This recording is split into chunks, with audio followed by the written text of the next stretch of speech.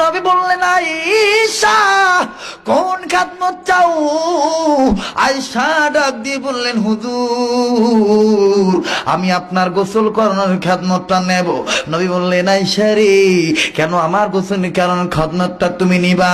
আয়েশা বললেন, হুজুর ইয়া রাসূলুল্লাহ ইয়া হাবিবাল্লাহ, আপনি জানেন নি আপনি একদিন গোসল করতেছিলেন, আমি আমার দরজার ফাঁক দিয়ে দেখতে পাইলাম, আমি আমার দরজার ফাঁক দিয়ে জানালার ফাঁক দিয়ে দেখতে পাইলাম হুজুর, আমি দেখতে পাইলাম, আমি দেখেছি অন্যান্য মানুষ গোসল করলে অঙ্গ দৌত করা পানি মাটিতে পড়ে বেয়ে বেয়ে অন্যত্র চলে যায়, কিন্তু আপনি যখন গোসল করলেন আপনার অঙ্গ দৌত করা পানি কোন জায়গায় বেয়ে বেয়ে গেল না।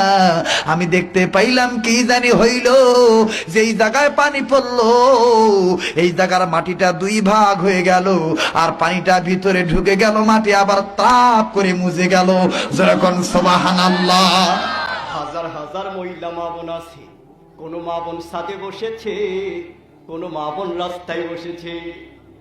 ও কুড়িগ্রাম জেলার মা বোনেরা, জানি না আর কোনোদিন আসতে পারবো কিনা জানি না, কিন্তু তোমরা যারা আমাকে দেখেছো ইন্টারনেটের মাধ্যমে, ডিসেন্টিনার মাধ্যমে, মা গো আমি সেই ওমর ফারুক তোমাদেরকে বলে দেই, মা তোমরা যদি ভালো হইয়া যাও তোমাদের পেট থেকে আবার জন্ম নেবে শাহজালাল। কথা বলেন ঠিক কিনা ভাইয়া? মা বোনেরা, আল্লাহ পাক যে 10 জন পুরুষকে জান্নাতের টিকিট দিল, 5 জন মহিলাকে জান্নাতের টিকিট দিল, 10 জন পুরুষ আল্লাহ পাক যে 5 জন মহিলাকে জান্নাতের টিকিট দিল। আমি মহিলাদের পক্ষে মস্তুরাতের একটি আলোচনা করি। আমি কোরআন মানলে জান্নাতি, না মানলে জাহান্নামী। আমি মা বোনদের খেদমতের একটু আরজ করার পর আবার চলে যাব ইমাম হাসান হুসাইনের কথায়। ও বন্ধুগণ, পিপিলিকে কেমন করে জান্নাতে যায়, মাসি কেমন করে জান্নাতে যায়, কোন কাজটা করার কারণে জান্নাতে যায়, আমি এই তথ্যগুলি এই জায়গায় দিয়ে দিলাম। কিন্তু বাইরে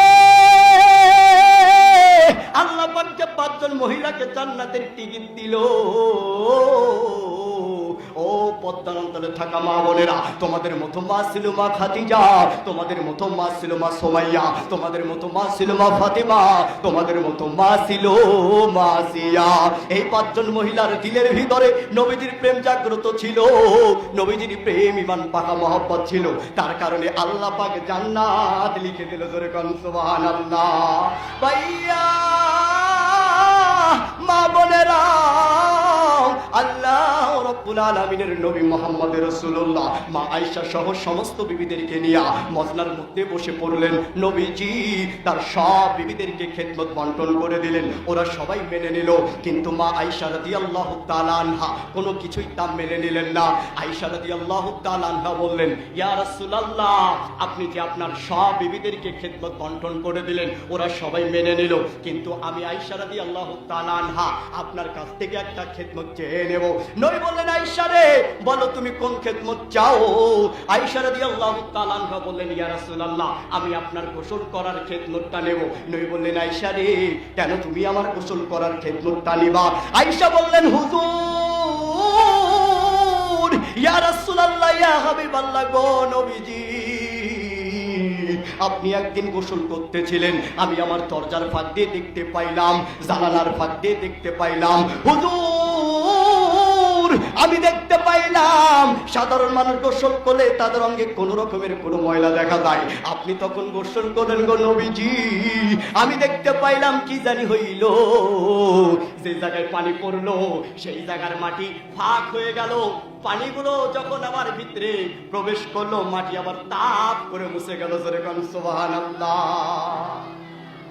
আল্লাহর কসম করে বলছি, এই হাদিস যদি কোনো মুফতি দলিল পেশ করতে পারে, এই ঘটনা যদি প্রমাণ করতে পারে, তাহলে আপনাদের সামনে গোবরের মধ্যে স্যাপ ফেলে স্যাপ কেটে এই কুড়িগ্রাম থেকে চলে যাব। যা বললাম সব মিথ্যা কথা। কি বলেন না কেন? কি বললাম? এসব সব মিথ্যা কথা। এই কণ্ঠ যদি ভাঁজ করি 5 কণ্ঠে কথা বলতে পারবো। কয় কণ্ঠে? 5 কণ্ঠে, কিন্তু বলি না কেন? আমি যদি এখানে সময় পার করার জন্য আসতাম, আপনাদেরকে আমার তালে ফেলে এখানে সময় পাস করে চলে যেতে পারবো, কোনো অসুবিধা নেই। এত হাদিস বলতে হবে কষ্ট করে, গাও ঘেমে গেছে আমার। এত কষ্ট করার কোনো কারণ আছে বলেন? জোরে কথা বললে হার্ট প্রবলেম হয়, এখানে যারা ডাক্তার আছেন বলতে পারবেন, হার্ট প্রবলেম হয়। কিডনির বসে আছে, কিডনির সমস্যা হচ্ছে, কোমরের সমস্যা হচ্ছে, যে হাড়টা রয়েছে লম্বা, এই হাড়টারও ক্ষতি হচ্ছে। তো এত কষ্ট করছি কেন? শুধুমাত্র আপনাদেরই জন্য। আমি বলেছি এই দেশের মাটিতে কণ্ঠস্বরে বক্তব্য চলবে না। কেন? আপনাদেরকে আকৃষ্ট করার জন্য এই সমস্ত কথাগুলি, এই কণ্ঠগুলি, যাতে করে কণ্ঠ যারা বক্তৃতা দিচ্ছে কণ্ঠ দিয়ে, তারা আপনাদেরকে ওই হুজুরের প্রতি আকৃষ্ট করার জন্য হুজুর কণ্ঠস্বর লাগাচ্ছে। হুজুর যখনই বক্তৃতা দিচ্ছে, হুজুর কান্নার ভান করছে নবীদের কথা শুনে, নবীদের কথা যখনই বলছে কান্নার ভান করছে, হুজুরের চোখ দিয়ে এক ফোঁটা